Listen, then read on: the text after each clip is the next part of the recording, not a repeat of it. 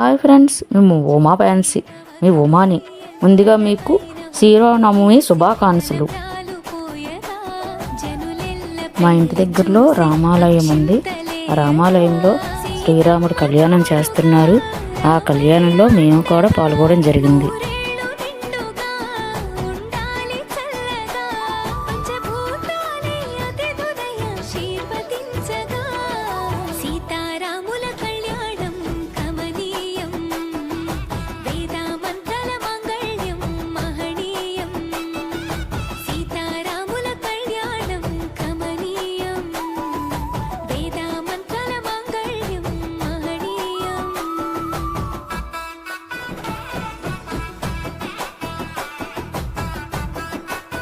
చూస్తున్నారా ఫ్రెండ్స్, ఇవి బాస్కాలు అంటారు.